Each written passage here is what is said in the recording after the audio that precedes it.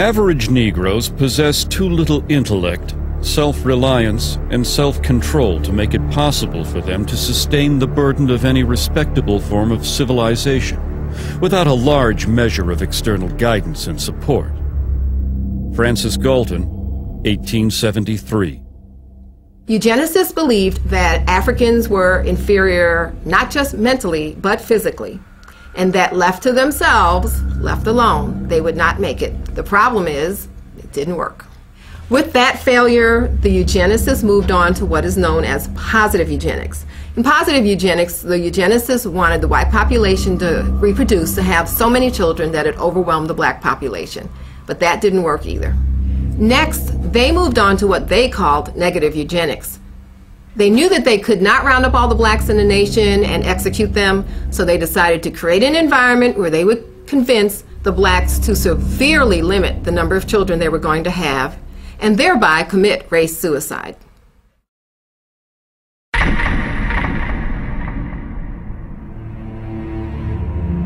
The problem of the socially fit must be treated not as one of color, but as a problem of the spread of feeble-mindedness. Dr. Charles Davenport, 1913, director of the Eugenics Record Office, Cold Spring Harbor, New York, and co-founder of the American Eugenics Society.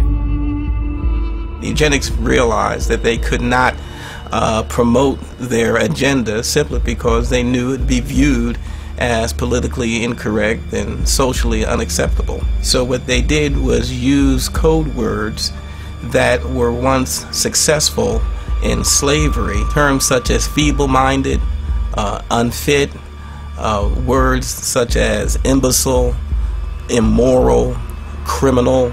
They tagged those labels upon the targeted community. These words were less inflammatory, so it let society more or less not be totally alarmed of the original intent, but deep down inside, I believe everyone truly knew what segment of society and what people they were actually talking about. Even a cursory glance at the charts, photographs, and diagrams used to popularize eugenic ideals reveals that the unfit were swarthy, black, and ugly by Anglo-Saxon standards, with flat noses, wiry hair, and prognathous profiles. Harriet Washington, author, Medical Apartheid. In the early 20th century, the white elitists who made up the eugenics movement were no longer just philosophers and academics. Now they were industrialists and billionaires who had come to embrace a worldview that was essentially identical to the eugenics movement. The same individuals and corporations who had once made millions on the backs of slaves were now willing to spend millions to get rid of them. But that didn't mean that these guys were interested in being public crusaders for the eugenics movement. They were certainly willing to be the brains and the money behind it, but they would hire crusaders to do the dirty work. And the primary one they settled upon was a woman named Margaret Sanger. She was the founder of the American Birth Control League and the publisher of its newsletter, the Birth Control Review. On a practical level, the relationship between Sanger and these elitists was basically a marriage of convenience. In order to advance their common agendas, they needed a front man and she needed money. And the whole thing would be held together by this kind of bizarre obsession with race and class. The result was that the American Birth Control League became the driving force behind the American eugenics movement. Eugenics would no longer just be a philosophy. Sanger and others like her were going to put it into practice. We are paying for and even submitting to the dictates of an ever-increasing, unceasingly spawning class of human beings who never should have been born at all. Margaret Sanger, 1922. The laws of nature require the obliteration of the unfit, and human life is valuable only when it is of use to the community or race. Madison Grant, 1916, co-founder, American Eugenics Society. The black man has never been a competitor, but has always been subservient to the white race. And just so long as he remains subservient, his position is secure. And just so soon as he becomes a competitor, his fate is sealed. Dr. Benjamin Hayes, eugenicist, 1905. The American Birth Control League was wise enough to get their program of population control across by using what had worked in the past, the same code words that had established the institution of slavery and that was also used by the early eugenics movement was once again used by the American Birth Control League. The Margaret Sangers of those days did not come out and say they were trying to eliminate black people. What they did say, they were trying to rid society of the feeble-minded. They were trying to rid the society of the criminal.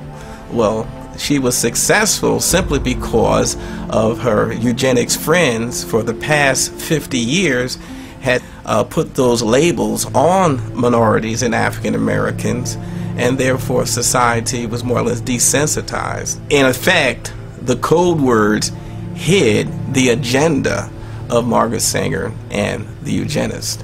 At that time, they did shift over to what they call the quality of life.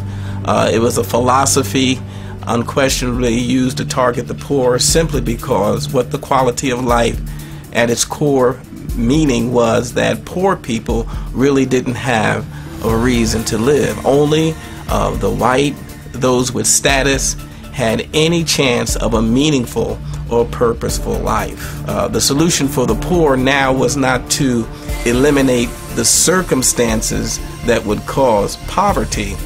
Their solution now was to eliminate the poor, eliminate the impoverished, and just wipe them off the face of the earth. The practice of birth control among the majority of colored people would probably be more eugenic than among their white compatriots. The dissemination of the information of birth control should have begun with this class, rather than with the upper social and economic classes of white citizens. Walter Turpening, Birth Control Review, 1932. In virtually every community where Negroes dwell, one finds them in fat times and lean alike, contributing a disproportionate number to the roles of the dependents and delinquents. They make excessive demands on the white man's charity and overtax his patients. Newell Sims, Birth Control Review, 1932. Author Madison Grant was a co-founder of the American Eugenics Society and an officer of the New York Zoological Society. In 1906, he had authorized an exhibit at the Bronx Zoo in which a 22-year-old African named Ota Benga was displayed in a cage in the monkey house. Sharing the cage with Benga was an orangutan. When a local clergyman protested the exhibit, he said that it was clearly intended to be a demonstration of Darwin's theory of evolution. Local proponents of Darwinism apparently agreed and labeled the display educational. 10 years after this event, Ota Benga committed suicide.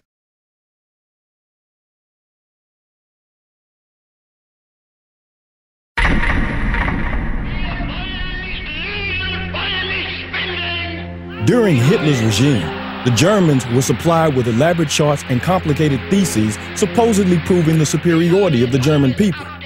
It is interesting to note that at the bottom of these charts were the colored people of the world, most conspicuously, the black people. Floyd McKissick, National Director, Congress of Racial Equality, 1967. An often overlooked fact about the German Holocaust is that the Nazis did not simply target the Jewish population.